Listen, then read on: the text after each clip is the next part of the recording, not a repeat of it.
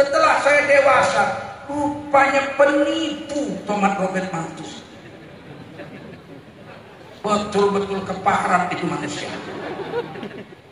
Setengah jam aja kita mati. Betul? Allah sediakan udara, nggak habis-habis, gratis. Betul tak? Betul? Nggak bayar, betul? Kalau bayar, nggak ada yang sanggup. Sempat bayar, kata malaikat dipasangnya meteran di sini. Satu kali sedot 100 perak. 100 perak. 100 perak. Terus habis bulan malaikat tagih, bayar. Nggak bisa bayar, blokir sementara. Mati manusia, betul? Udara gratis. Kalau mau tahu harga udara, masuk rumah sakit dulu 1 malam, pakai itu. Kawan saya masuk rumah sakit Jakarta Pondok Indah, pakai oksigen 1 malam 1 juta. 1 malam kalau 60 tahun. Kalau 60 tahun, jangankan kita, Presiden Jokowi bangkrut kalau suruh bayar, betul? Betul nggak? Apalagi kita. Dan Allah sediakan oksigen ini, udara ini gratis. Subhanallah. Padahal udara ini campur-campur. Ada oksigen yang perlu untuk kita, O2, ada O3, karbon dioksida, CO2, ada helium, macam-macam ini udara ini. 75% udara ini racun. Hanya 25% oksigen O2 yang diperlukan oleh tubuh. 75% lagi racun. Anehnya, kalau kita sedot, yang masuk hanya oksigen. Nggak bisa yang lain masuk. Asap knalpot itu pun nggak masuk. Siapa yang menyaringnya? Siapa yang menyaringnya? Kuat jawab, siapa? Padahal kalau kita periksa hidung kita tak ada saringan di sini. Tapi kalau kita sedot ini udara, yang masuk hanya oksigen.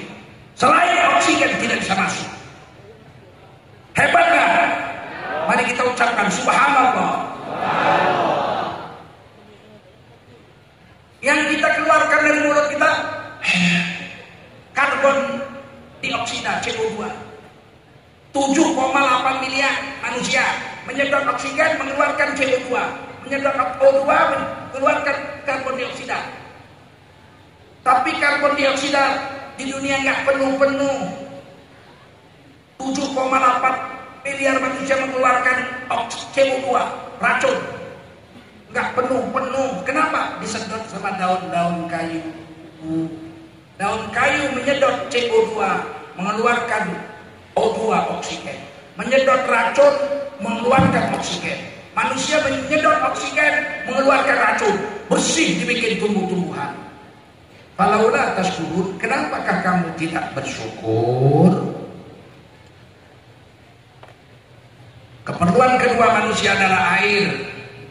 Ini yang paling penting setelah udara.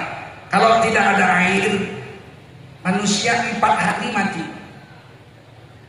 Masih bisa bertahan nggak minum, tapi 4 hari mati. Dan air ini Allah sediakan gratis. Tulis juga di Quran. Afara'aitumul ma'alladzi tashrabun. Tidakkah kau perhatikan air yang kau minum? A'antum anzaltumuhu minal muzni am nahnul munzilun. Apakah engkau yang menurunkan air dari langit, air hujan, ataukah kami Allah yang menurunkannya dari langit? Siapa? Kita tolong. Manusia sombong. Kemarin waktu kebakaran hutan di Riau, berapa tahun yang lalu, saya datang ke Riau ceramah, makan siang di kantor gubernur. Satu meja lah saya dengan tim penanggulangan kebakaran hutan.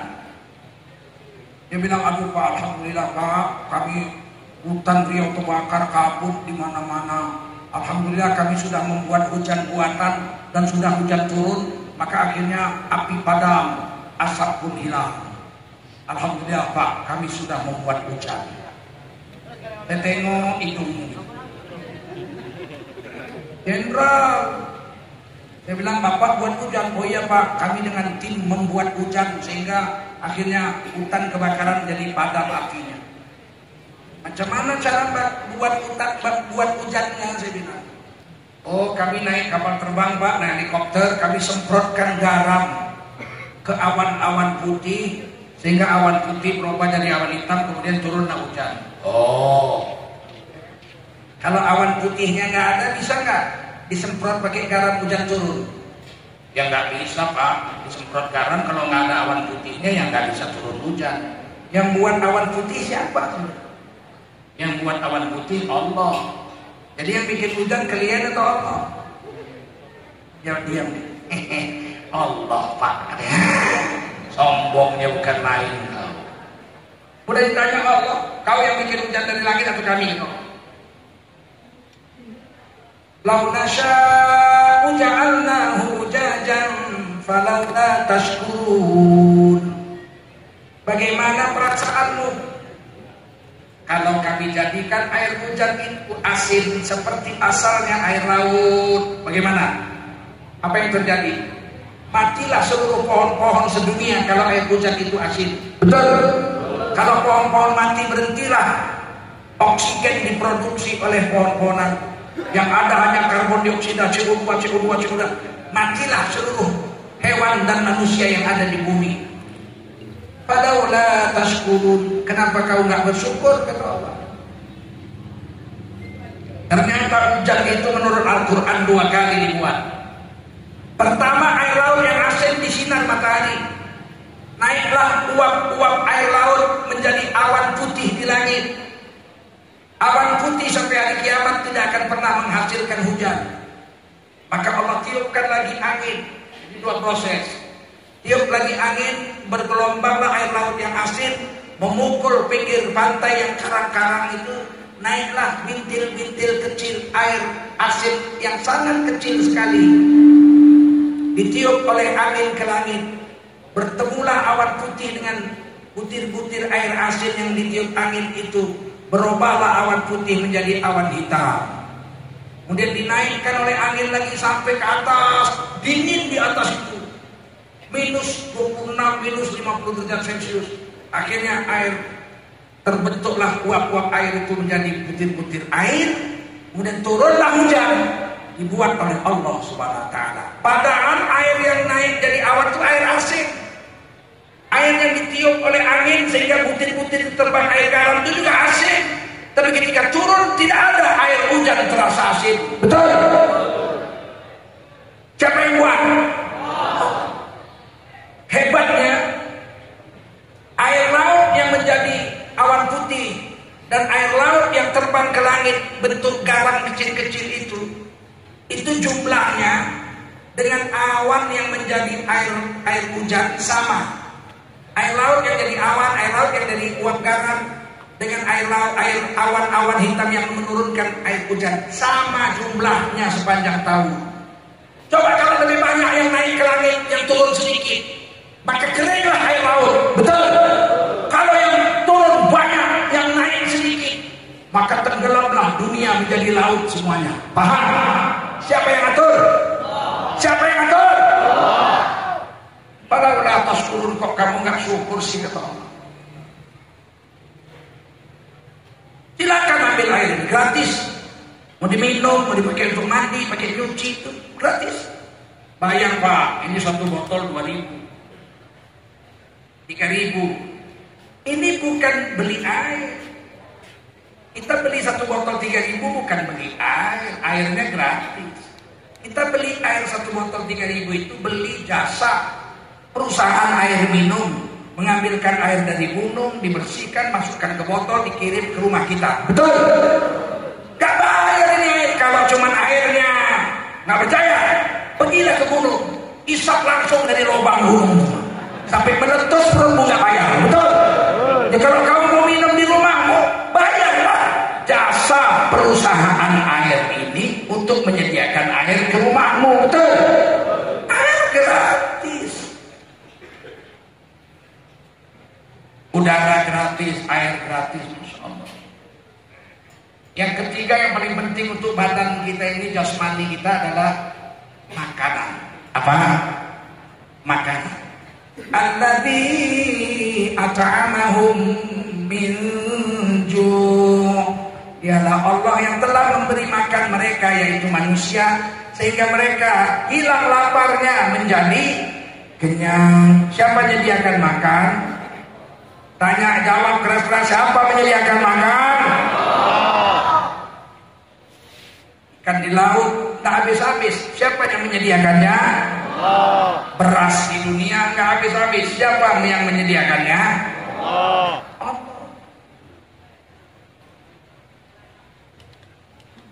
Hebatnya.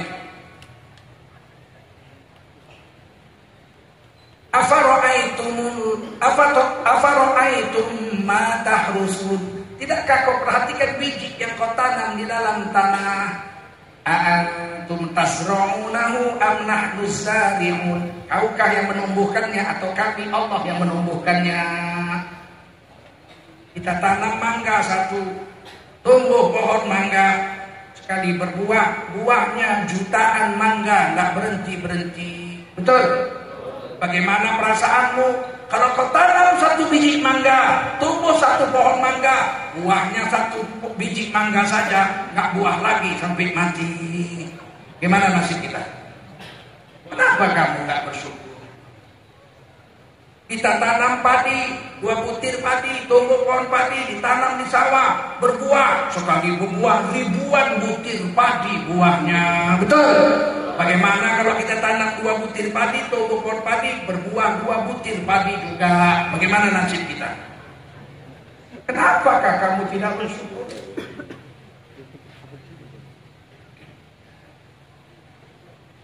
Dulu waktu saya sekolah SMP, saya belajar geografi dan kependudukan.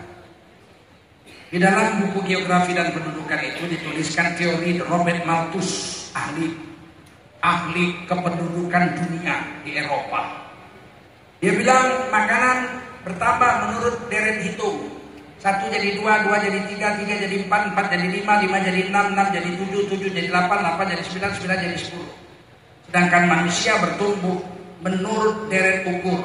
1 jadi 2, 2 jadi 4, 4 jadi 8, 8 jadi 16, 16 jadi 32, 32 jadi 64, 64 jadi 128. Akhirnya nanti 128 manusia, makanan cuma ada 8. Akhirnya manusia di dunia akan kelaparan, dan akhirnya manusia akan menjadi homo lupus. Manusia makan daging manusia.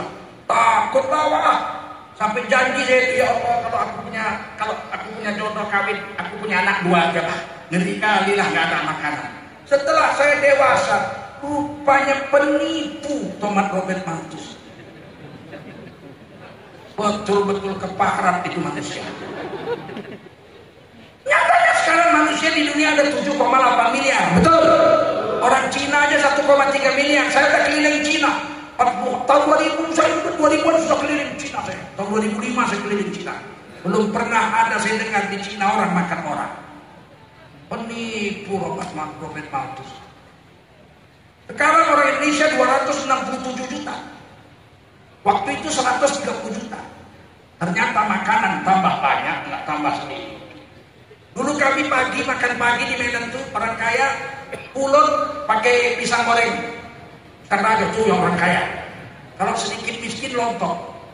Paling miskin makan timbul. Lebih miskin lagi tak makan. Makan angin aja.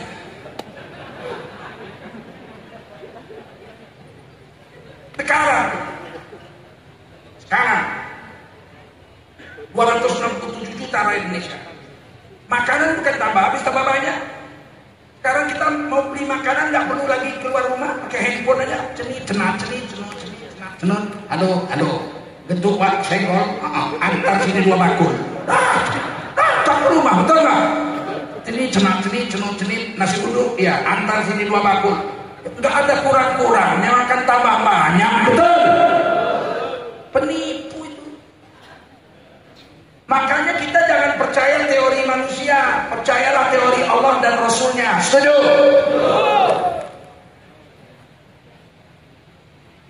Ini manusia teorinya menipu. bapak-bapak, ibu-ibu jangan makan daging banyak-banyak. Kenapa? Kalau bapak makan daging nanti bapak gemuk. Jadi supaya kurus makan sayur-sayur saja. Betul itu. Lembu tiap hari makan rumput, gemuk. Penipu kau. Harimau tiap hari makan daging. Pernah jumpa harimau gemuk? Pernah.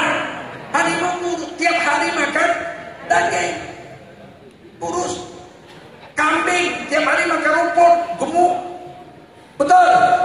Penipu aja kalian semua bilang. Kita jadi tipu. Gak yakin sama Allah. Ada seorang bapak, anaknya dua, satu insinyur, satu tamat pesantren. Pulang ke rumah, ke kampung, ke tamat sekolah, jalan-jalan pagi. Kata bapaknya, itu itik tahu? Itik tahu? Orang Jawa sebut bebek. Yang ditengok Pak Jokowi kemarin.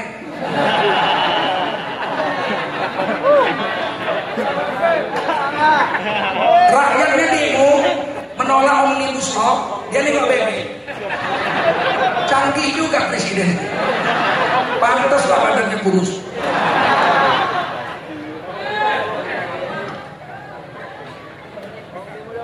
Tahu kalian itik? Lewatlah bapak sama anak, yang satu insinyur, yang satu lagi tamat pesantren, ustadz lah gitu ya, jalan. Kata bapaknya, coba tengok tuh, itik tuh berenang-renang di atas air, tak ada tenggelamnya. Apa sebab itik itu tak dapat tenggelam? Kata anaknya yang insinyur, karena dia berburu. Sehingga dia di air tidak tenggelam karena itik itu berburu. Mengapunglah dia. Kata bapaknya, hebat kau sekolah tinggi. Tak sia-sia aku menghabiskan uang. Tanya sama anak yang pesantren. Kau nih anak pesantren kan? Coba aku tanya, apa pasal tuh itik tuh tak tenggelam, bisa terapung dia di atas kolam tuh. Apa kata anak pesantren ini? Oh itu ayah ya, karena Allah kuasa. Itik itu tak tenggelam karena Allah kuasa. Kau semua kuasa Allah. Cuma aku menyekolahkan kau. Tak ilmiah jawaban kau. Kenapa lewat lagi? Pak kolam lagi. Ada kelapa terapung. Kata anaknya, Pak, tengok kelapa tuh Pak. Kenapa? Terapung dia Pak. Tak ada bulunya Pak. 1-0. Ditanya sama bapaknya sama anak yang di situ. Kau tengok itu kelapa itu tak ada bulunya. Boleh timbun? Apa kata anak yang di situ? Iya tak iya juga.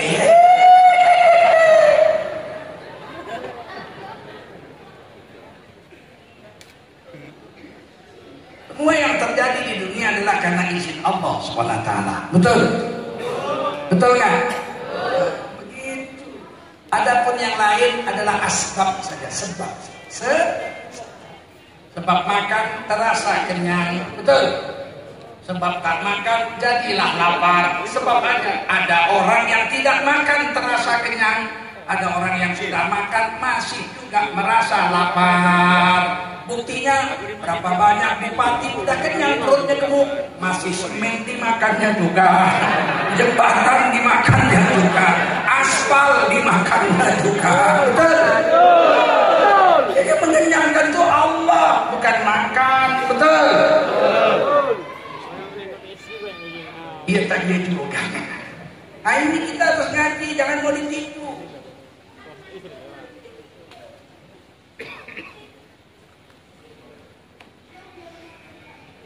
Tak lama jalan,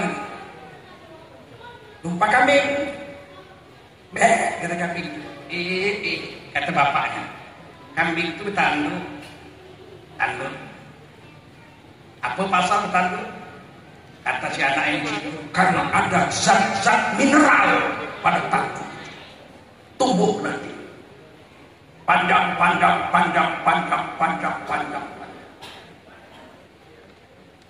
Tanya sama anaknya pesantren, kau apa alasan ini? tanduk kambing itu tumbuh? Karena Allah kuasa. Makhluk tak kuasa. Engkau ini Allah semua. Sampai di rumah pamannya, menengok anak bayinya si paman baru lahir. Tang ting tung. Ketawa anak bayi itu. Tengok sama anak pesantren itu, ayah, tengok ayah, mulut anak ini, kenapa?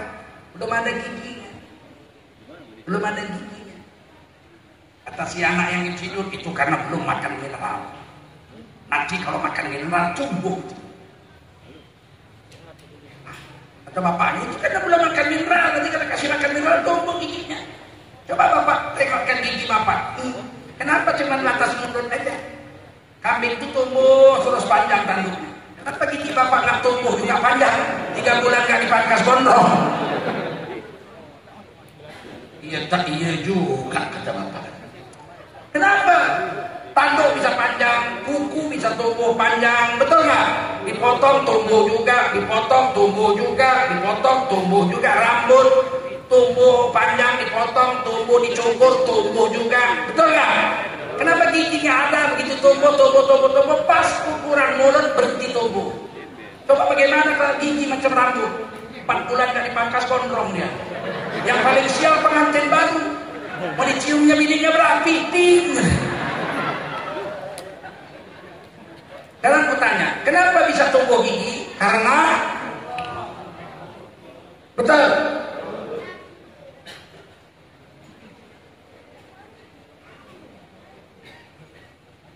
Wa fi anfusikum afala tubsirun. Pada dirimu itu, apakah engkau tidak melihat kekuasaan Allah? Ditanya Allah di Quran. Wa fi anfusikum afala tubsirun. Pada dirimu itu, apa kau tak lihat kehebatan Allah ada pada dirimu itu? Kalau kita bercermin berapa sempurnanya Allah bikin bentuk tubuh kita. Hidung 1, lubangnya 2, betul? Lubang menghadap ke bawah. Bayangkan kalau lubang menghadap ke atas, hujan bubar. Betul? Hidung lubang yang menghadap ke bawah. Siapa yang buat? Di bawah hidung, bawah lubang hidung ada mulut. Aduh indahnya. Sehingga kalau kita mau makan, cukup ambil makanan tengah. Langsung bawa ke mulut. Yuk, makan. Alangkah susahnya kalau hidung ditaruh apa? Di lutut. Hidung di lutut. Kalau mau makan terpaksa ciumkan ke hidung.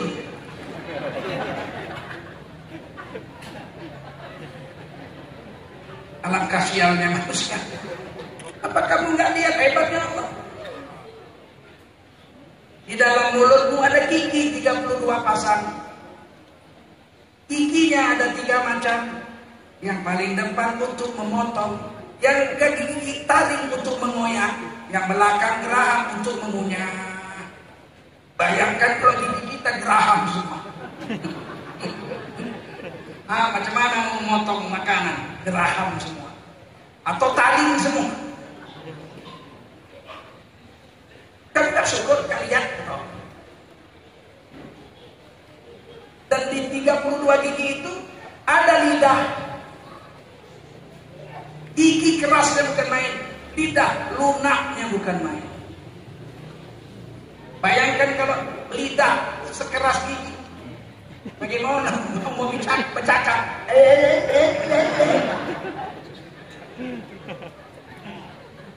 Pada dirimu apa kau tidak lihat kehebatan Allah? Lidah 1 bisa bicara apa saja. Bohong pun bisa. Dalam kantong saya ada 11.000 triliun. Gak ada yang berani protes. Gak ada DPR gak berani protes. Ahli ekonomi gak berani protes. Siapa berani protes? Cuma Ustadz aja berani protes.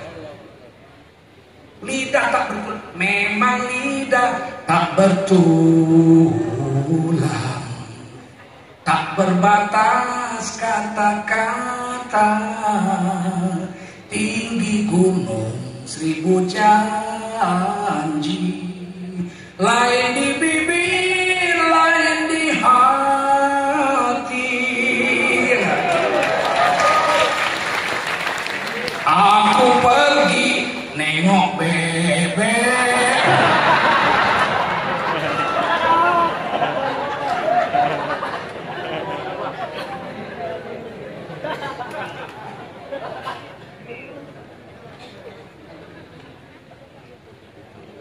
lidah satu. Tapi bahaya. Maka dikurung Allah lah lidah itu dengan 32 gigi. Dikurung lidah itu di dalam gigi. Maksudnya apa? Supaya jangan sering-sering bercakap, supaya jangan sering-sering keluar. Tutup pakai gigi. Sudahlah ditutup gigi. Ternyata masih bisa bercakap gigi. Kalau cuma gigi yang menutup lidah, masih bisa ngomong tuh lidah. Aku banyak sekali aku sama kau. Tuh gigi sekali cuma tak lihat kau. Rupanya ditutup gigi lidah masih bercakap. Ditambah 2 bibir. Walisanan wa syafatain, dan 1 lidah itu dikurung dengan 2 bibir. Kalau bibir sudah menutup, takkan bisa lagi lidah bercakap. Kalau masih gigi yang nutup, masih bisa cakap. Memang anak setan kau ya. Tapi kalau udah mulut,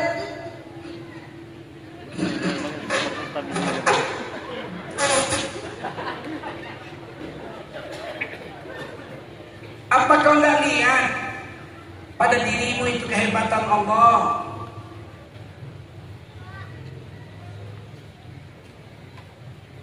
Ada yang keras macam tinju, ada yang tajam macam gigi, ada yang lunak macam lidah, ada yang setengah lunak macam kuping. Betul nggak? Bayangkan kalau kuping kita keras macam gigi, robeklah tilam semua.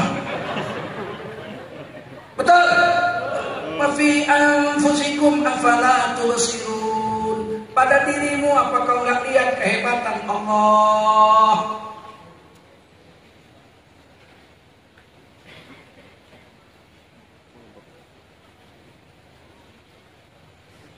Dari semua tubuh yang paling lincah bercakap lidah.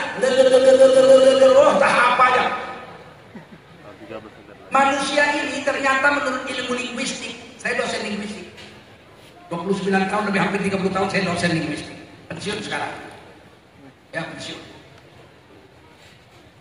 Manusia ini baru diam, baru jiwanya tenang kalau sudah mengeluarkan kata-kata dengan lidahnya ini paling sedikit sehari itu 25.000 kata. Kalau belum 25.000 kata keluar, belum puas. Ada yang dicakapkan itu. Laki-laki 25.000, kalau perempuan lebih. Agak panjang sedikit lidahnya perempuan. Kalau belum 25.000 kata keluar dari mulutnya, ada yang dicakapkan itu. Lewat perempuan pakai baju putih, dia bilang, kampungan putih. Acap kali penuncinya kalau putih. Lewat lagi perempuan pakai baju kuning. Udah ketinggalan zaman, Golkar udah nggak laku lagi Golkar. Apa? Keluar perempuan pakai baju merah, pagi-pagi pakai baju merah, ditanduk lembu baru kau tahu. Ada aja salah orang. Lewat perempuan cantik jelita, ditengoknya, cantik juga ya. Tiba-tiba di sampingnya lakinya, pendek gemuk, tonggek pesek, bengek pula. Dia bilang, itu siapa? Lakinya nggak cocok, cantik begitu kok jatuh cinta sama laki-laki gemuk, pendek, tonggek, bengek. Kurasa karena duit itu. Ada. Makanya lidah disuruh kurung, dikurung pakai gigi, kurung pakai lidah, pakai 2 bibir. Dan kalau berwudu, setelah cuci tangan nomor 1 dicuci mulut. Tapi banyak kali dosanya tahu.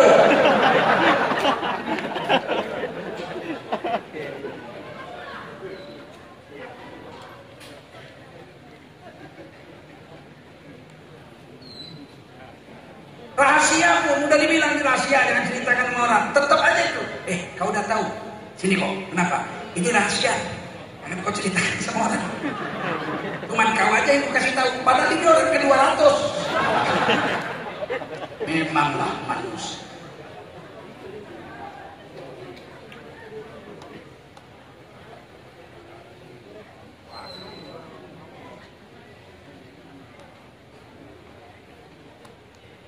Tuba liman amsaka fadla min lisanihi. Beruntung besarlah orang yang bisa menjaga lidahnya. Oleh karena itulah kita disuruh zikir. Satu hari kalau bisa zikir 25.000 subhanallah, subhanallah, alhamdulillah, Allahu akbar. Setelah 25.000 kali zikir, subhanallah, subhanallah, subhanallah, subhanallah. Udah malas itu. Nanya beneran, Wak apa kabar? Udah makan ya Wak? Kenapa Wak tak mau jawab pakai mulut? Capek kali aku zikir. Itu maka perempuan, laki-laki suruh zikir, suruh baca Quran, supaya nggak banyak lagi berbicara hal-hal yang tidak penting. Paham? Kalau gitu berapa lembar baca Quran sehari Bu? Belum? Zikir berapa ribu? Kalau nggak ngomong, ada aja salah. Ini, apa kau nggak lihat kehebatan Allah pada dirimu? Walaupun lidah paling hebat, tapi kalau seluruh tubuh kita lidah semua tak enak juga. Mesti ada rambut, ada kuping, ada tangan, ada jari, betul nggak? Ada gigi, ada bibir. Nggak bisa sombong, lidah yang paling hebat.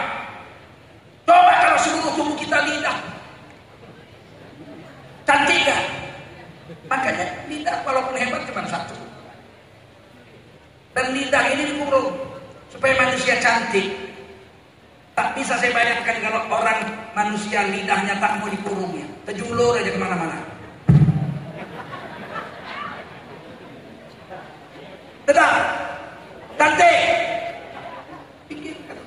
Kau pikir pada diri siapa hebatnya Allah. Makan untuk tubuh kita, minum sudah gratis, udara gratis. Nggak bayar. Ambillah seluruh benda dunia. Ambil semampu kau bisa ambil. Pakai semampu kau bisa pakai. Asal satu aja ketok. Ambil dan pakai dunia ini. Asal jangan kau pakai untuk melawan Allah. Kalau kau ambil ini untuk melawan Allah, inna adzabi lasyadid.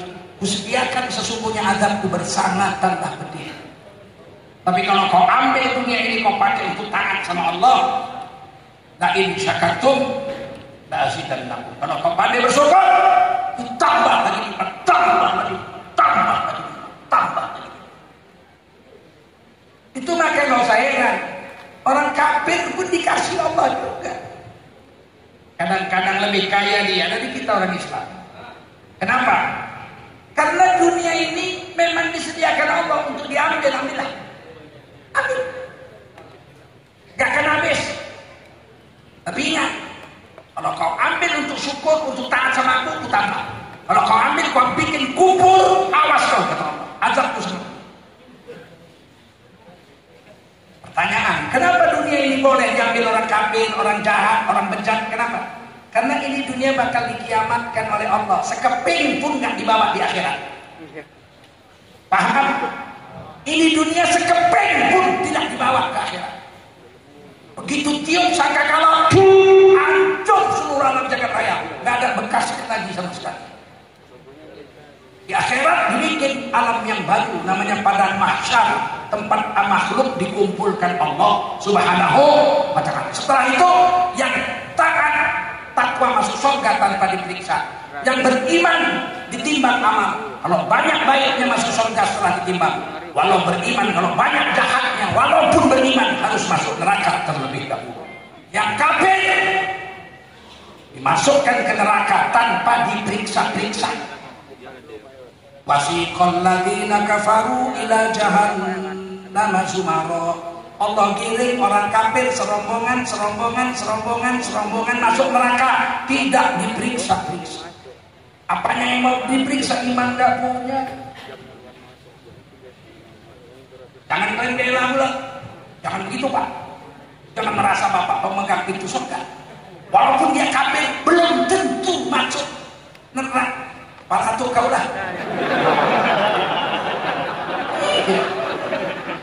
Quran sudah bilang orang kafir masuk neraka kekal selama-lamanya. Kau bilang pula belum tentu. Kau ini orang Islam bukan yo. Ini akhir zaman Pak, aneh-aneh orang Islam ini. Sampai tega-teganya seorang profesor, doktor, kiai haji, dari SD sampai profesornya jurusan agama, berani ngomong di televisi. Semua agama itu sama saja. Semua agama itu sama saja.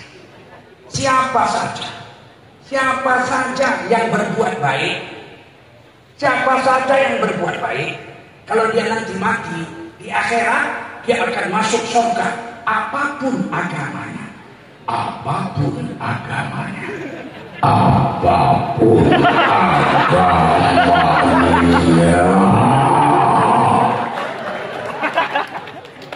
Kepingin aku nyabuti kumisnya.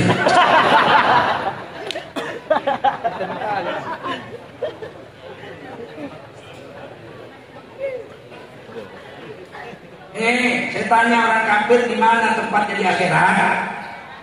Yang keras jawabnya di mana? Yakin? Anda telah menghina agama orang. Memang kita selalu disudutkan.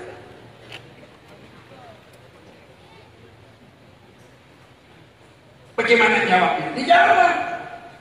Kalau saya ditanya, Tengku Zulkarnain, saya. Menurut Anda, Tengku Zulkarnain, agama apa yang paling betul? Saya katakan, di dunia ini menurut saya, Tengku Zulkarnain, agama yang paling betul adalah agama Islam. Tunjuknya muka saya, Anda telah menghina agama saya. Kapan? Barusan Anda bilang agama yang paling bagus, agama Islam. Betul, menurut saya begitu. Bagaimana dengan agama saya, agama Kristen? Kalau agama kau Kristen, kau tanyalah sama pendeta kau, kok kau tanya jelas salah. Gatal-gatal mulut. Salah alamat kau nanya, betul? Begitu aja gak bisa jawab. Kalau kau tanya aku kalian agama paling betul, pastilah agama Islam, betul? Agama lain, lakum dinukum. Aku gak mau campuri urusan agama lain, biar dia urus sendiri. Begitu. Satu malam, istri saya ulang tahun perkawinan dengan saya. Kata istri saya, pagi-pagi bang, mintalah uang 1 juta. Untuk apa? Saya mau bikin mie rebus ala Medan untuk makan orang-orang satu komplek kita ini, 100 orang. Ada apa rupanya? Nggak ingat abang ini ulang tahun perkawinan. Oh astagfirullahaladzim. Jangan kasih juta, 5 juta aku kasih. I love you baby. Oh. Istri, betul nggak? Udahlah cuma 1. Istri saya itu makhluk langka. Insinyur teknik kimia. USU, Universitas Sumatera Utara, bukan kaleng-kaleng. Cantik jelita, kulitnya putih bersih, pintarnya bukan main, beasiswa sekolahnya, penghafal Quran pula, servisnya memuaskan. Oh, nggak lama.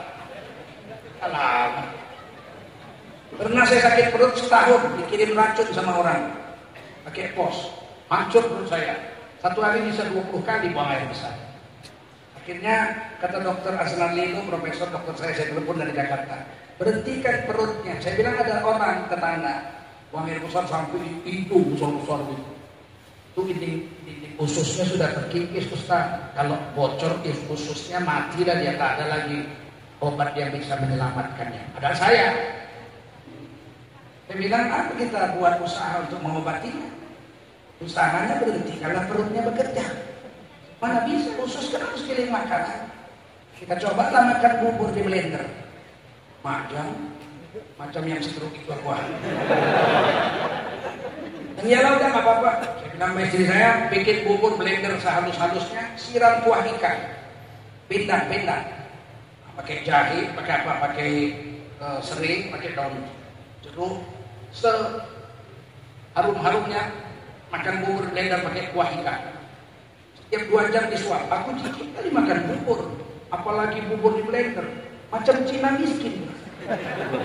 Dulu kan zaman saya kecil kalau orang makan bubur Cina miskin. Kalau kita pulut lah ya. Banyak Cina sekarang petentengannya bukan main. Dulu makan buburnya kau cebok pakai kertas. Sekarang bangga kan bukan main.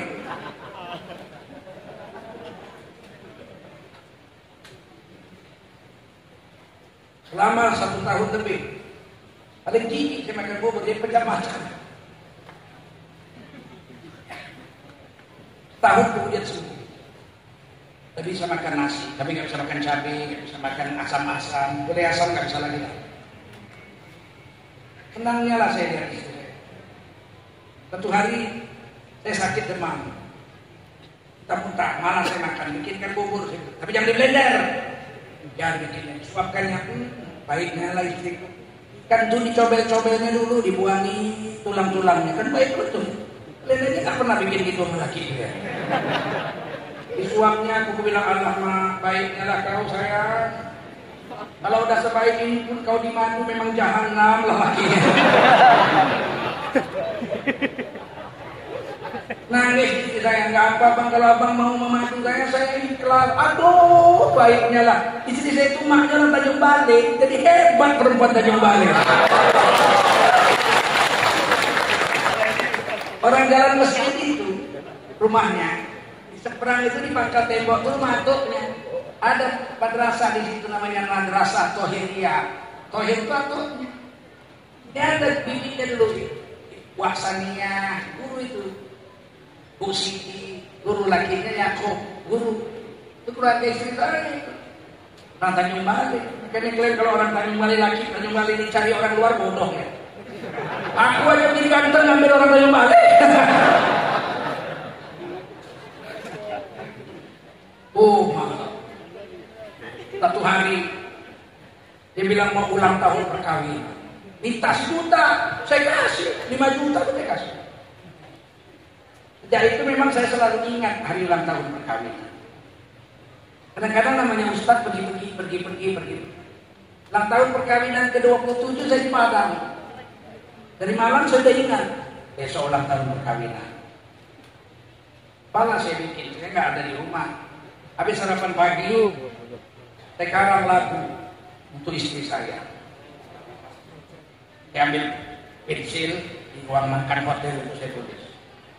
Saya ngarang lagu 10 menit, 15 menit jadi. Pak perlu masuk hutan, keluar hutan itu mah pemabuk bukan pencipta.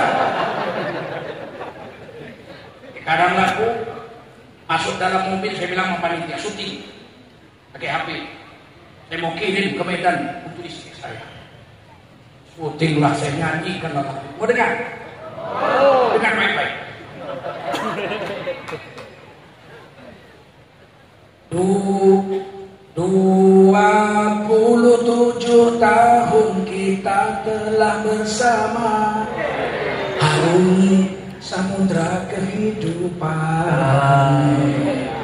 Kadang ada suka, kadang ada duka, bunga hidup berumah tangga. Maafkan bila ku terlanjur, maafkan bila banyak murka, maafkan bila banyak hak tak tertunaikan.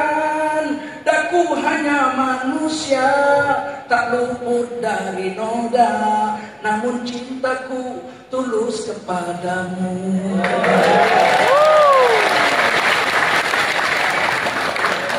Kirim, gak sampai 5 menit dibalas pakai WhatsApp gambar nangis. Cek. Emot nangis. Emot nangis. Jadi malam itu makanlah tetangga-tetangga habis isya datang ke rumah makan mie rebus gaya Medan. Habis makan laki-laki bilang sama saya, Masya Allah Pak, ini ulang tahun perkawinan. Istri Bapak berapa? 1. Katanya Kiai istrinya banyak. Enggak, saya 1. Biasanya istri Kiai banyak, 1. Cuman kadang-kadang ya 1 di Solo, 1 di Jogja. Saya 1. Tiba-tiba tetangga nanya, Pak Ustadz, menurut Pak Ustadz siapa perempuan paling cantik sedunia? Saya jawab, menurut saya terkejutkan lain, wanita tercantik di dunia adalah istri saya. Oh, siapa? Istri saya wanita tercantik. Besok paginya demo satu kompleks saya ke rumah saya. Anda telah menghina istri kami, Anda telah menghina istri kami. Anda telah menghina istri kami. Istri saya sampai bingung. Pak, ada apa ini? Keluar saya. Ada apa? Anda telah menghina istri kami. Kapan? Tadi malam kau bilang yang paling caci adalah istrimu. Memang iya, menurut saya. Bagaimana dengan istri kami? Urusan kau lah, kalau pelaku urus bini kau. Paham? Ngerti? Kita hari ini mau ditipu, mengatakan semua agama sama saja. Satu hari datanglah seorang doktor ahli agama ke kantor saya. Saya kerja di Jakarta. Kalau Majelis Ulama Indonesia kan digaji, Pak. Anda digaji Majelis Ulama Indonesia. Kantor aja masih numpang sampai sekarang. 230 juta rakyat Indonesia, 75 tahun merdeka. Kantor Majelis Ulama Indonesia Pusat masih numpang. Kita belum punya kantor. Udah minta sama presiden gak dikasih juga. Wakil presidennya ketua MUI belum dapat juga kantor.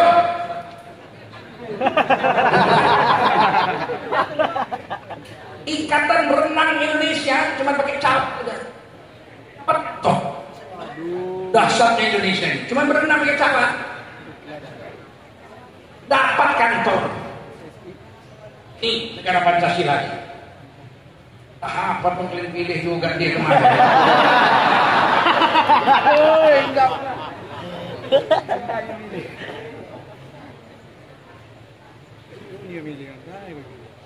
Kawan itu datang duduk. Itu duduk, saya tanya mau minum apa? Kopi. Saya panggil pelayan kantor. Buatkan kopi satu aja, bapak nggak minum kopi. Tapi buat kopi, buatkan. Diambilnya kertas, diambilnya pulpen. Pak Jul, apa itu? Hidup ini seperti sungai. Sungai Islam, sungai Kristen, Protestan, sungai Katolik, sungai Hindu, sungai Buddha.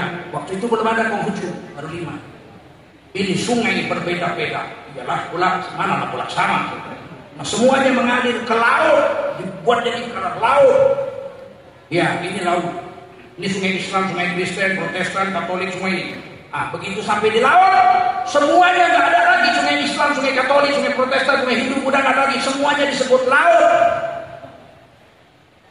Nggak ada lagi perbedaan. Oh ya, maksudmu di dunia aja nih itu Islam, Kristen, Buddha semuanya. Nanti kalau udah sampai akhirat, semuanya hamba Allah belaka karena agama itu sama semuanya.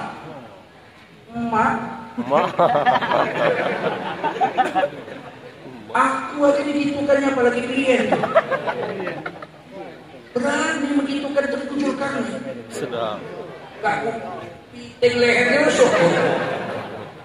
Dia bilang, Bu, kalau begitu semua agama sama. Oh iya. Kebetulan nih. Kebetulan apa? Ustaz Teguh, Ustaz Jun. Ini kan sudah mau bulan puasa. Waktu itu udah mau bulan puasa. Kira-kira sebulan lagi puasa. Iya memang cocok. Nanti bulan puasa kita masuk Kristen. Biar apa? Biar nggak puasa. Jadi kalau kita makan siang ditanya loh, Ustaz kalau makan siang? Bulan ini kami Kristen. Nah nanti musim hari raya Cina kita masuk agama Cina. Boleh minum anggur hanya tuh minum ciu loh. Loh, ciu apa ini? Oh, sekarang saya lagi masuk agama Cina. Syukur-syukur kita mati pas agama Kristen. Jadi kita nggak pakai kain kapan, pakai celana, pakai jas, pakai dasi, pakai jam tangan, ya nggak? Rambut di semir, ya. Nggak begitulah. Kenapa nggak begitu? Kan semua agama sama saja. Kalaupun mati Kristen, kita murtad sebulan mati. Di akhirat kan tidak ada lagi Kristen Islam, semuanya hamba Allah belaka. Mulai pucat ya. Maksud saya enggak lah begitu. Setelah kalau dia tetap adalah Islam yang paling bagus. Jangan minum kopi. Wah, ambil terus kopi. Ambil. Pulang loh. Mau kau bikin aku sesat, kau minum pula kopi gratis. Pulang. Jangan datang lagi kau kemari sampai hari kiamat. Mau disesatkannya pula Allah. Sama semua agama. Tidak. Kita harus yakin dengan agama kita, betul. Yakin dengan Quran dan Sunnah kita, betul. Jangan kita pakai akal bulus kita, bahaya bos, betul. Dulu waktu kami remaja,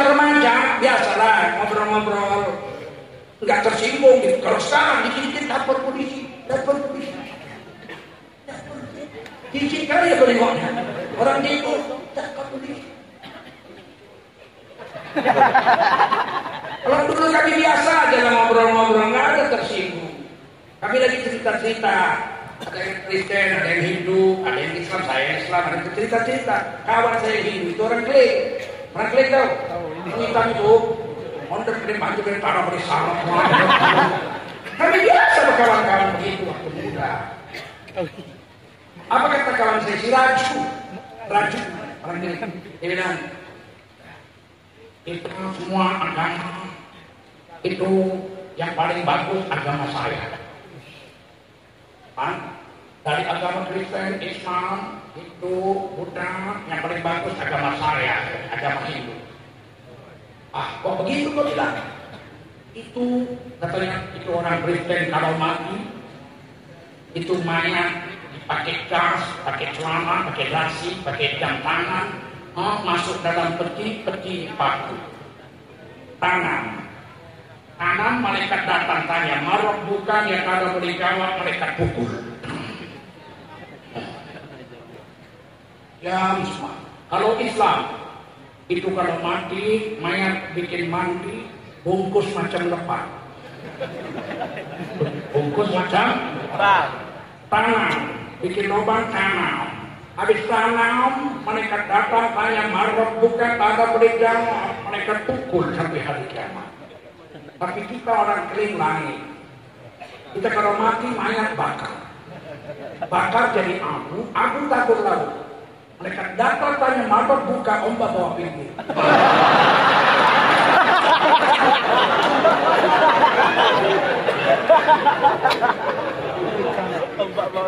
Malaikat tanya dari pinggir, marok buka, ombak bawa tengah. Malaikat tak ada boleh tanya sampai hari kiamat.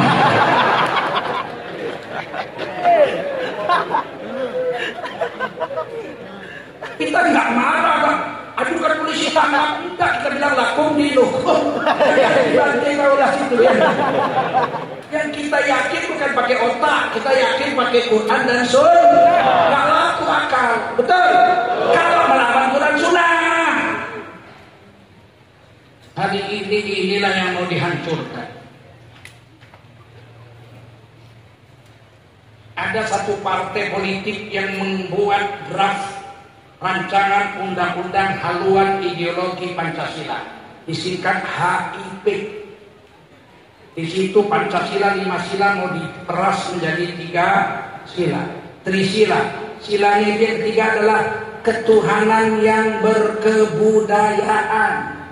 Bukan lagi ketuhanan Esa, tapi ketuhanan yang berkebudayaan. Nanti ujungnya terakhir kalau udah mantap yang 3 ini diperas lagi menjadi Eka sila, 1 sila, yaitu gotong royong, agama hilang. Tentulah Majelis Ulama se-Indonesia tanda tangan menolak. Betul?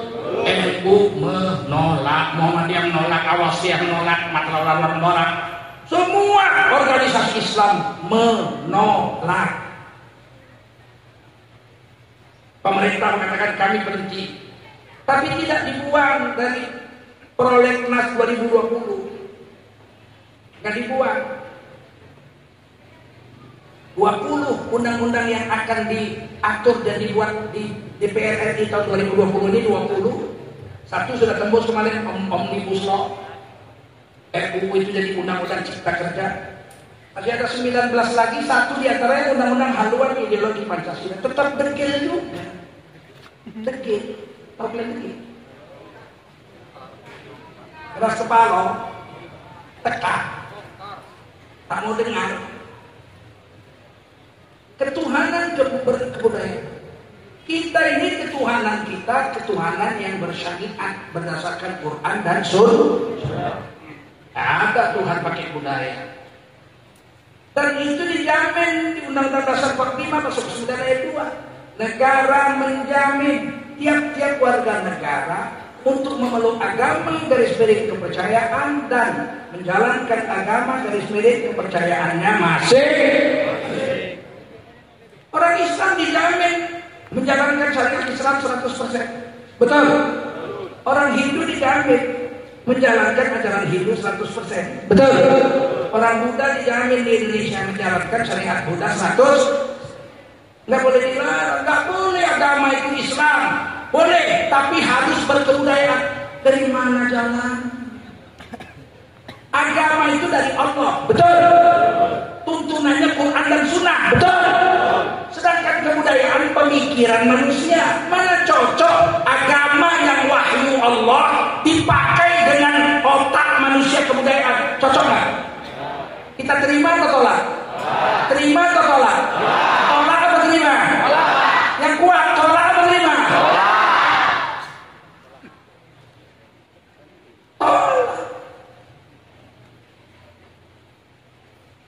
Ternyata sudah 6 tahun ini ketuhanan berkebudayaan itu sudah mereka buat. Kita nggak sadar. Kita baru terpikir setelah dibuat rancangan undang-undangnya. Kita 3 tahun yang lalu diadakanlah perayaan Isra dan Mi'raj di Istana Negara.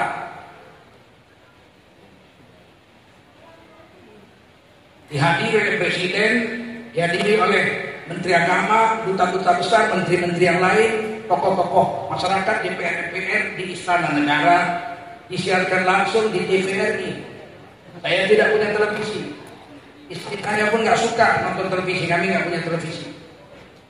Tapi saya punya Android.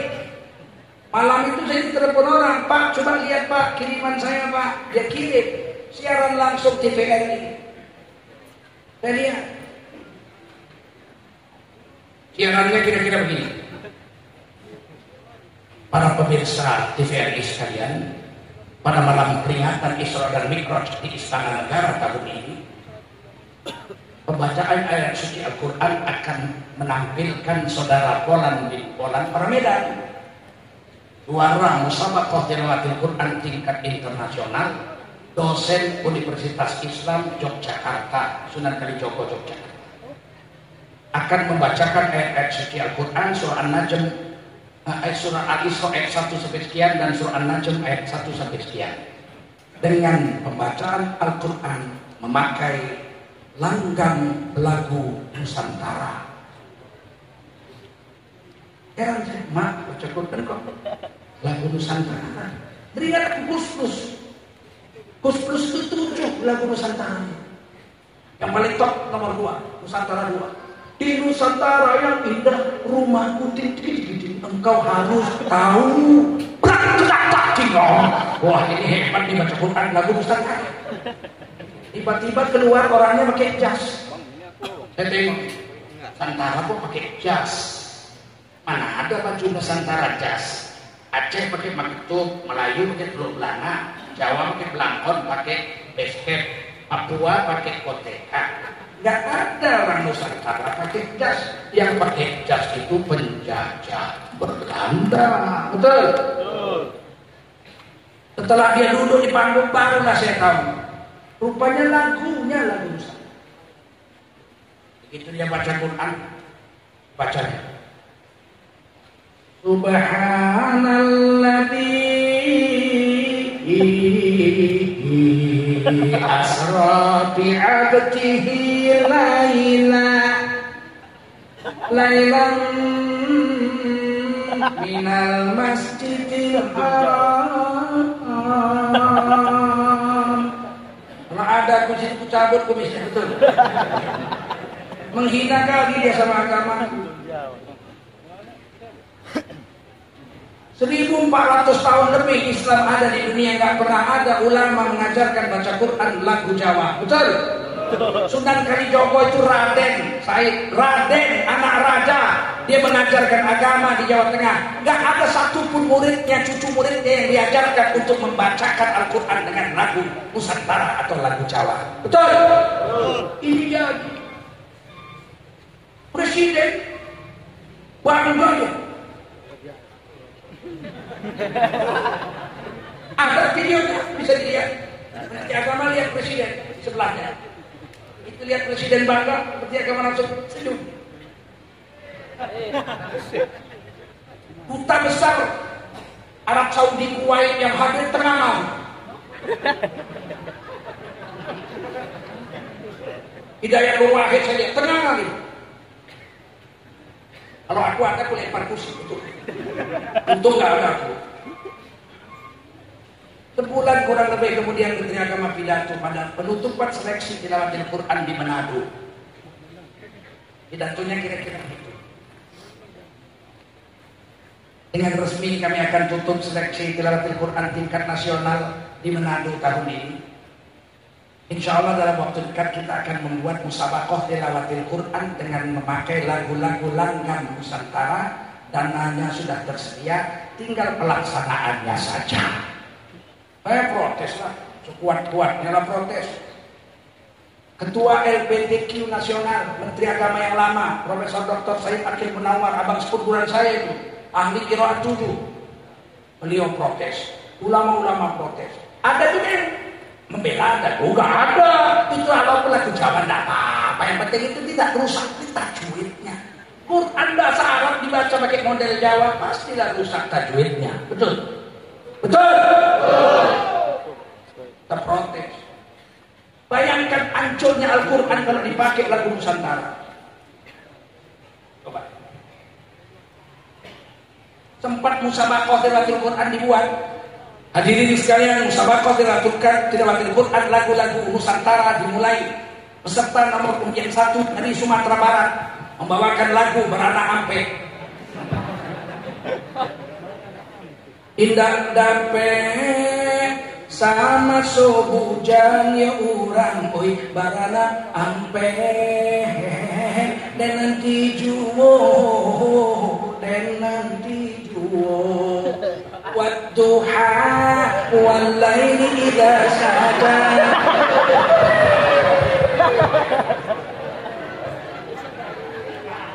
Peserta nomor undian 2 dari Sulawesi Selatan membawakan lagu Angin Mamili. Angin Mamili ku pasang, alam nasrah laka sadrak, wa wada'na anka wizrak, alladhi anqadha dhahrak. Peserta nomor 3 dari Papua membawakan lagu Yangko, Rambe Yangko. Luar Yangko Rambe Yangko, Arunawa Kumbe. Duduk dia. Idza jaa nasrullahi wal fath. Peserta dari Sumatera Utara membawakan lagu Sinanggar Tulo. Sinanggar Tulo, Tulo, Tulo, Sinanggar Tulo, Tulo, Tulo, Alhamdulillahirabbil alamin. Peserta nomor undian 5 dari daerah khusus ibu kota Jakarta membawakan lagu Ratapan Anak Tiri.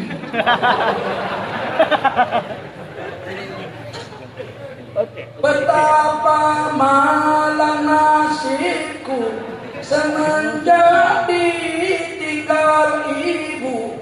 Alhamdulillahi rabbil alamin, ar-rahmanir rahim. Serta nomor 6 dari Yogyakarta membawakan lagu Yening Tawang Penlintang. Yening Tawang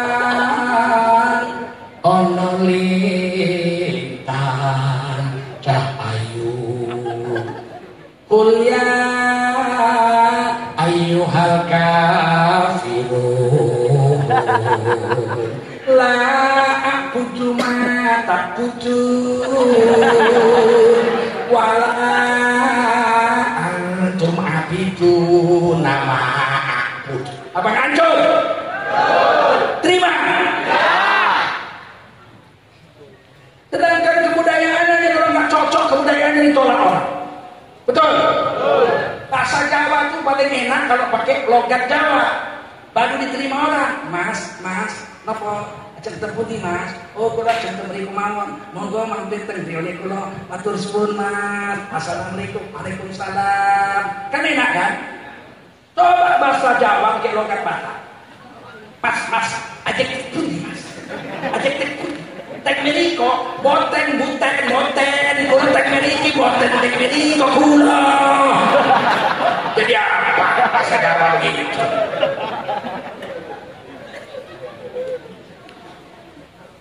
Budaya sama budaya dia buatan manusia kalau nggak cocok ditolak orang, apalagi agama yang dari Allah dipakein budaya, betul?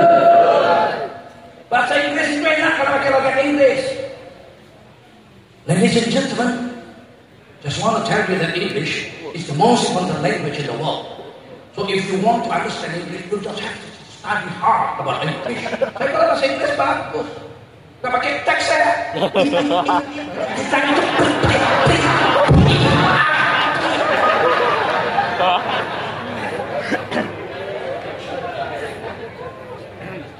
bahasa Inggris baru enak pakai logat bayangkan bahasa Inggris pakai logat Madura. This ladies and gentlemen, I just want to tell you that English is very important.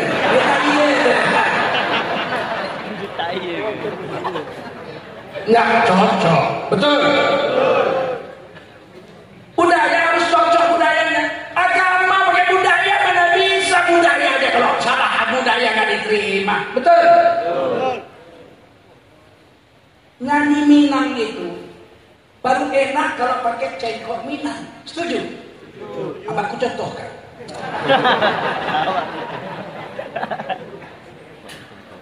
Dengar baik-baik. Hujan,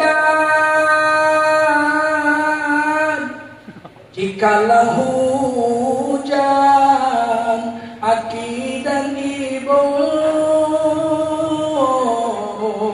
kakana masuk, kisah nan lamu, masuk sapai wang kita badu. Sedang nggak? Karena lagu Minang pakai gaya Minang, tidak bisa terbayang kalau lagu Minang gaya Batak. Hujan, kalau dilempar batu.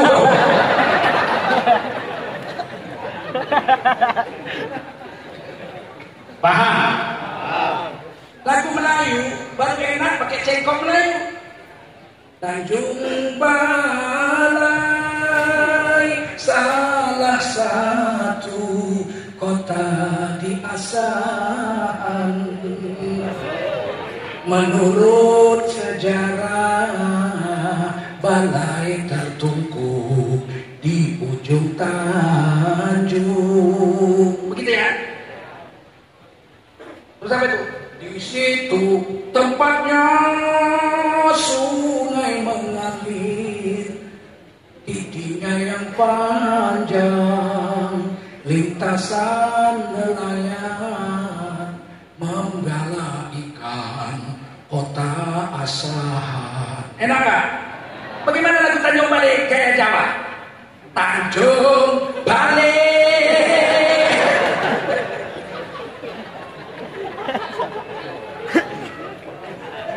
Paham? Sempat Indonesia Raya dipakai gaya India, ditangkap polisi yang nyanyi. Indonesia tanah airku, tanah tumpah darahku. Dinyanyikan pakai lagu India. Indonesia tanah airku, tanah tumpah darahku. Apakah ditangkap polisi? Quran mau dipakai pakai lagu Nusantara, harusnya ditangkap polisi, betul? Nggak ngerti itu sekarang ini. Kita protes. Dibikinkan undang-undang haluan ideologi Pancasila, ketuhanan yang berkebudayaan. Kalau nanti itu jadi undang-undang, jangan terkejut kalian di masjid ini nanti. Sholat Jumat, khotib Jumatnya pakai baju metro, pakai sarung, nggak pakai baju, pakai cara sanggul. Begitu sholat dibantingnya lebih Jawa. Ayyuhal kafirun. Protes, bukan protes, bukan ustadznya yang ditangkap. Yang protes ditangkap karena melanggar undang-undang hak haluan ideologi Pancasila. Mau? Kita terima? Terima atau tolak? Tolak apa terima? Begitu. Tengku Zulkarnain ini provokator, penebar kebencian. Harus adem, kalau ceramah itu harus sejuk. Agama udah rusak begini, kau mau sejuk-sejuk. Kalau mau sejuk, kau masuk kulkas kau. Biar beku sama otak kau begini. Agama sudah dirusak, mau sejuk-sejuk. Betul? Tetapi jangan menebarkan kebencian, Ustaz. Loh, memang disuruh. Al-Quran menyuruh menyebarkan kebencian. Hadis menyuruh menyebarkan kebencian. Cuman kebencian terhadap apa? Ada ayat Quran diambil dari doa oleh Rasulullah. Allahumma habbib ilainal iman wa zayyinhu fi qulubina. Ya Allah, tanamkanlah kecintaan di hati kami terhadap iman dan perhiaskanlah iman itu di dalam hati kami. Nih, ingat kalimat keduanya. Wa karrih ilainal kufra wal fusuqa wal isyan. Dan tanamkanlah kebencian. Ulangi, tanamkanlah kebencian semua di hati kami terhadap segala bentuk kekufuran dan segala bentuk kedurhakaan, dan tanamkan kebencian kepada hati kami akan maksiat, dan jadikan kami orang yang lurus. Allahumma habib ilainal iman wa zayyinhu fi qulubina wa karrih ilainal kufra wal fusuqa wal isyan waj'alna minal rasyidin. Paham? Ngerti? Benci apa enggak? Kepada apa? Kekufuran. Kedurhakaan, mabuk, mencuri, zina, bencong. Bapak jangan benci sama bencong, Pak. Dia juga manusia, Pak. Kita itu sesama manusia harus sayang menyayangi. Menteri Agama sempat bilang begitu yang lama. Itu para bencong harus dirangkul. Tahu lah, aku gak berani. Bencong dirangkul, madang.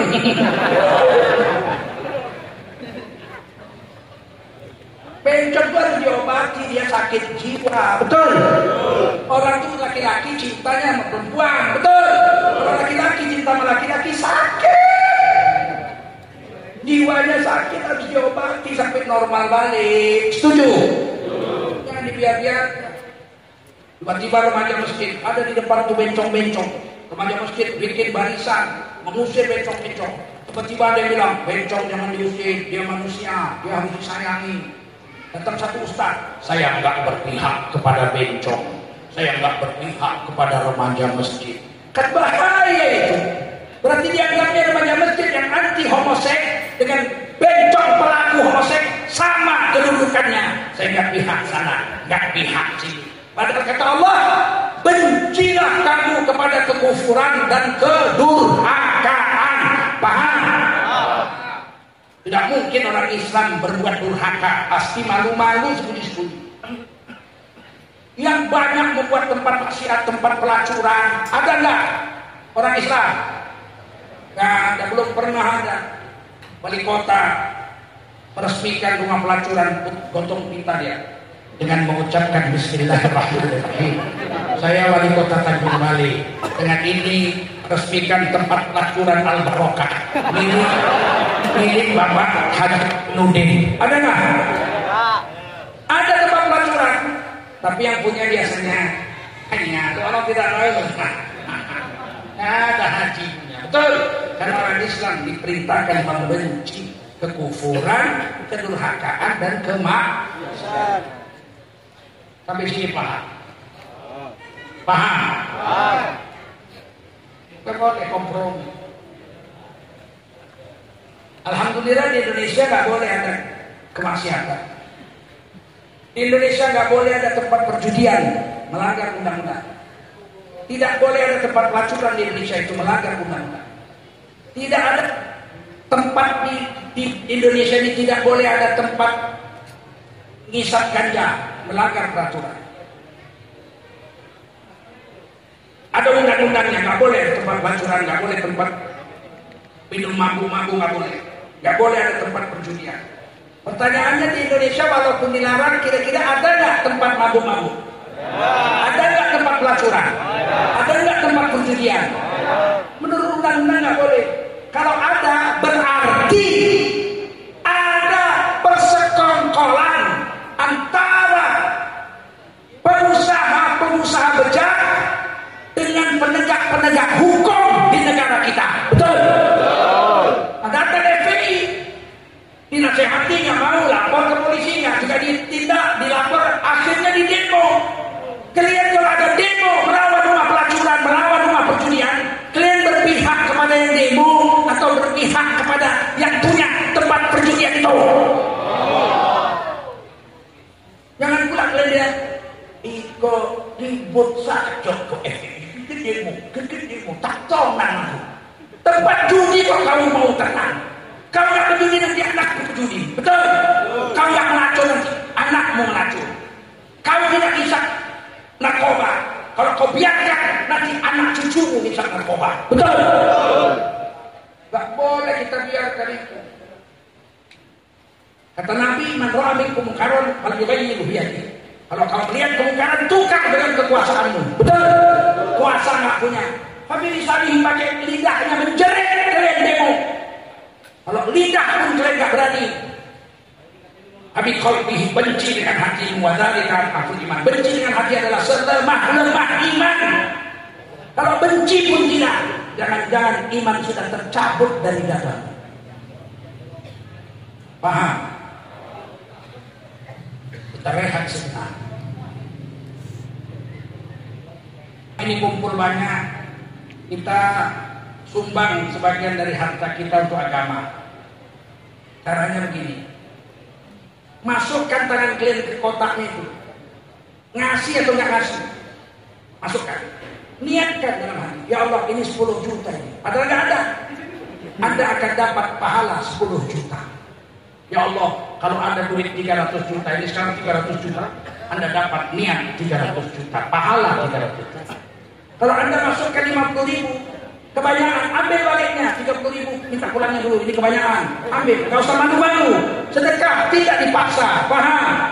Kalau masuk 100.000, pulang 70.000, oke saja, gak apa-apa. Asal jangan masuk 50, pulang 200. Ya, ayo, lihat sedikit.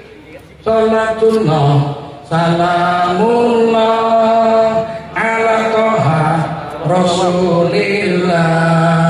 Salatullah salamullah ala yasin habibillah.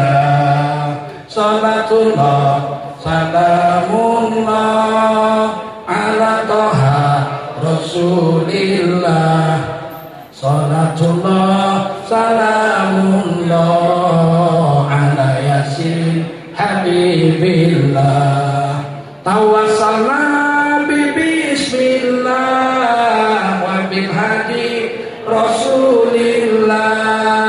Tawassalna bismillah wa bil hadi Rasulillah wa kulli mujahidin lillah bi ahlil badri ya Allah. Salatullah salamullah ala toha Rasulillah.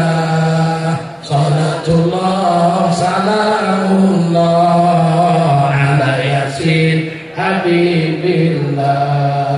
Ilahi salimil ummah minal afati wan nikmah. Ilahi salimil ummah minal afati wan nikmah wa min hammi wa min ummah bi ahlil badri ya Allah. Salatullah salamullah ala toha Rasulillah. Salatullah salamullah ala yasin habibillah. Salatullah salamullah ala toha Rasulillah. Salatullah salam habibillah tawassalna bi bismillah wa bil hadi rasulillah tawassalna bi bismillah wa bil hadi rasulillah wa kulli mujahidin lillah bi ahlil badri ya Allah salatullah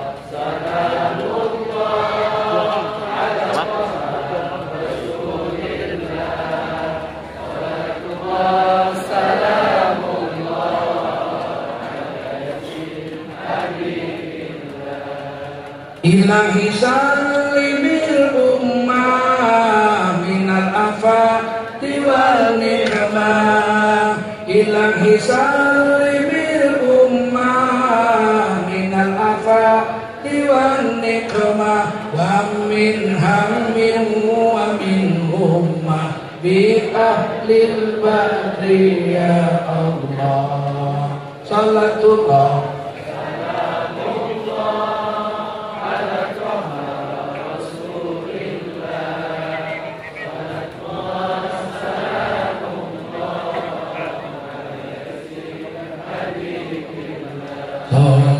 Salatullah salamullah ala yasin habibillah Allahumma salli wa sallim wa barik alaihi wa ala alihi. Ayo cepat ibu-ibu, yang bagian ibu-ibu dekat-dekat mau lanjut ceramah sedikit lagi. Mau masuk surga? Betul. Yang kuat jawab, mau masuk surga?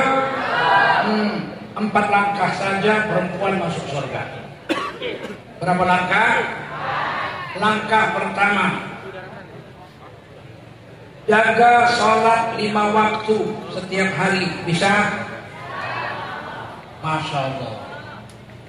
Mudah Bu cara menjaganya. Setiap azan matikan kompor. Kalau lagi masa azan matikan kompor, stop, nanti sambung setelah sholat. Lagi nyuci, mati azan, berhenti nyuci, langsung putus sholat, tinggalkan. Jangan diteruskan bekerja, karena pasti akan lalai dari sholat kita. Siap. Langkah kedua, wanita masuk surga, jaga puasa di bulan Ramadan. Bisa? Kalau tinggal segera diganti. Siap. Wah, udah semifinal. 4 kali ibu masuk surga. Langkah pertama jaga sholat bisa, langkah kedua jaga puasa Ramadan bisa. Sudah semifinal, tinggal 2 langkah lagi ibu masuk surga. Langkah ketiga, wa hafazat farjaha, kata Nabi.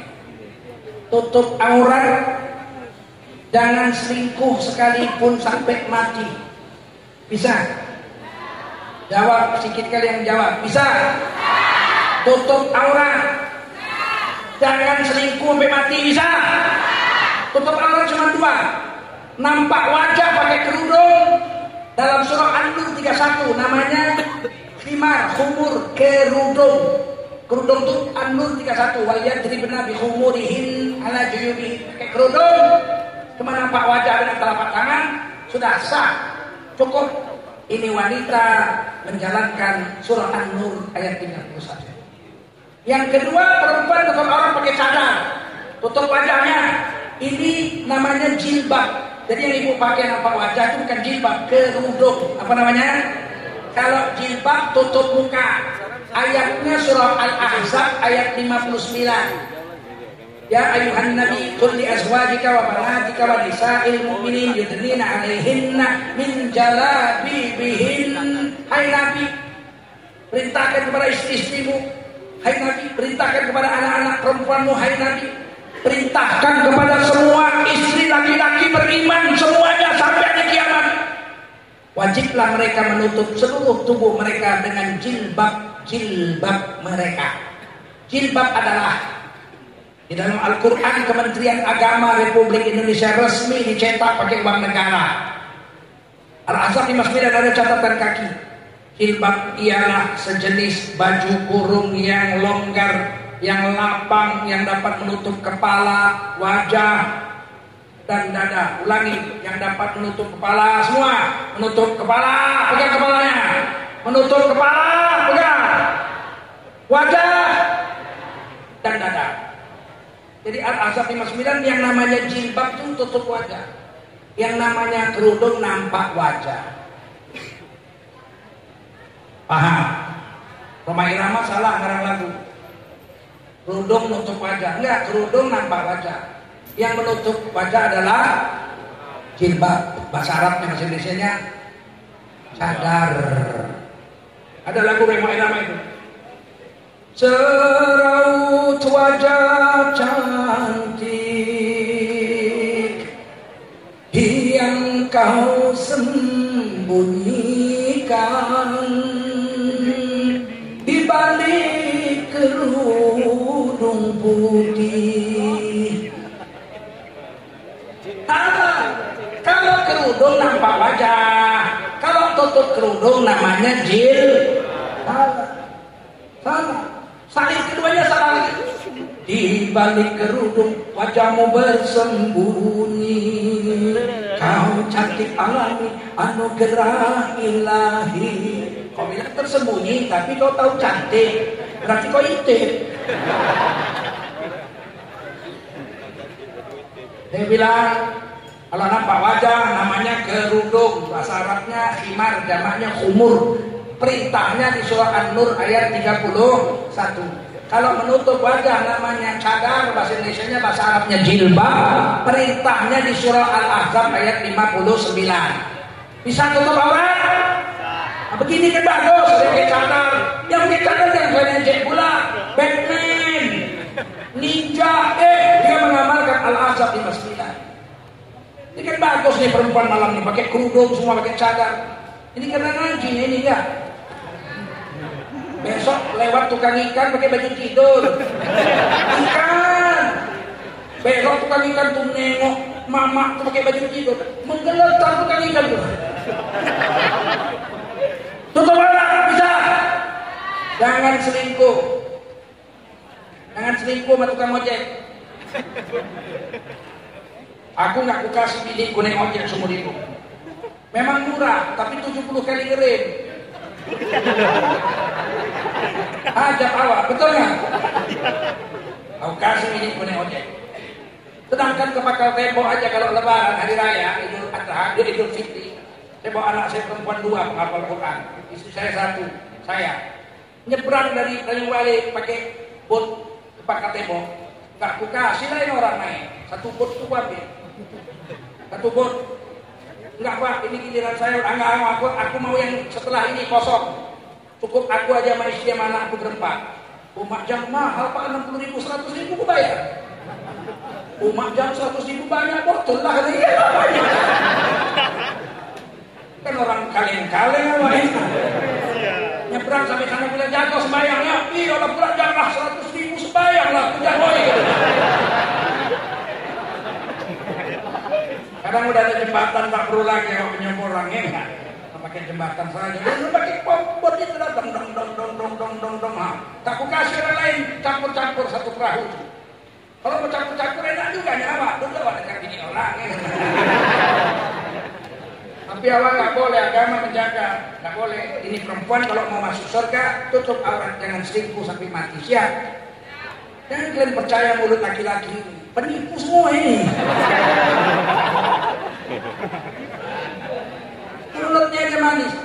Bu, kalau laki-laki udah memuji-muji jahat itu. Kak, aku udah jalan Kak dari Aceh sampai Jambi Kak. Tak pernah aku tengok perempuan secantik Kakak. Ini bukan penipu semua. Kalau udah memuji-muji pasti ada maunya, ya. Udah dibilang nenek kitanya itu terang bulan terang dikali buaya timbul pusaka mati. Jangan percaya mulut laki-laki, berani sumpah tapi takut mati. Percaya. Kita kok tahu ada laki-laki juga. Kalau udah berjanji laki-laki ini macam botol, walaupun harus menyeberangi lautan api, engkau akan kudapatkan. Karena nggak ada lautan api. Semua lautan air. Coba ada lautan api nggak akan berani jalan itu. Oh tidak Pak, aku tulus cintaku Pak sama dia. Kalau ada lautan api pun kuseberangi dia. Jangan banyak kali cintaku. Minum kopi panas saja kau cium. Pak bohong. Betul. Laki-laki ini mata keranjang ini. Cuman bodohnya perempuan suka kali ini keranjang laki-laki.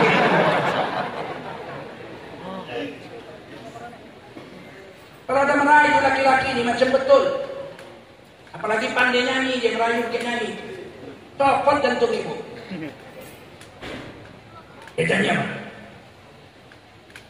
Bila kamu di sisiku, hati rasa syahdu.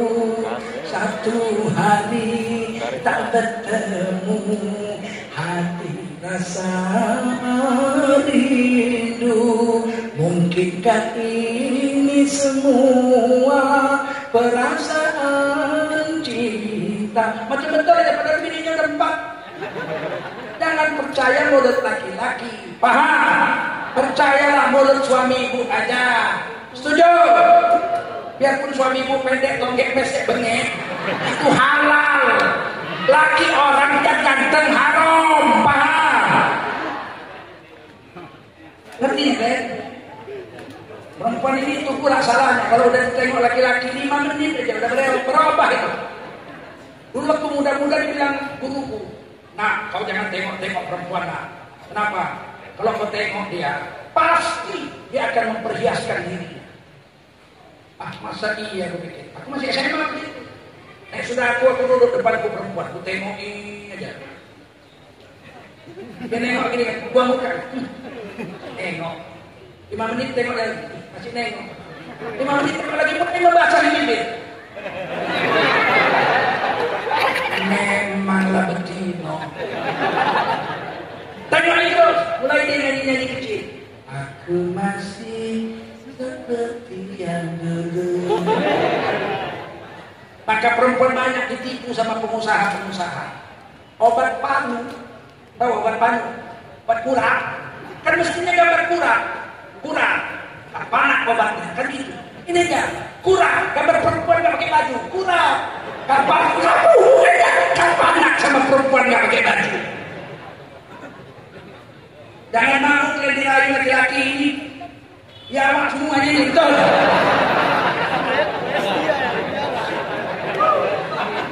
Siap.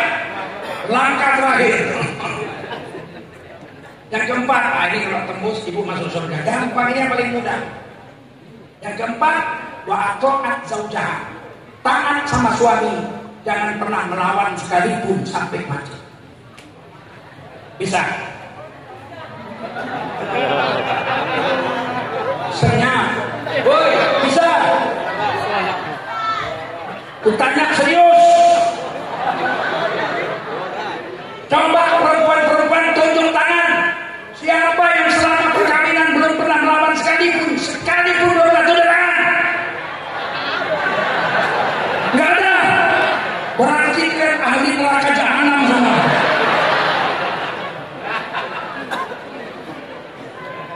Makanya jangan lawan suami. Udah dibilang Rasulullah, taat sama suami. Kalau ada yang berhak disembah selain Allah, nggak ada. La ilaha. Seandainya ada yang berhak disembah selain Allah, maka kuwajibkan para istri sujud menyembah suaminya. Kalau ada Tuhan dan Allah, suaminya itu Tuhan tahu. Jangan lawan. Mau protes lain hadis, mau klaim protes. Terima jalan nasib.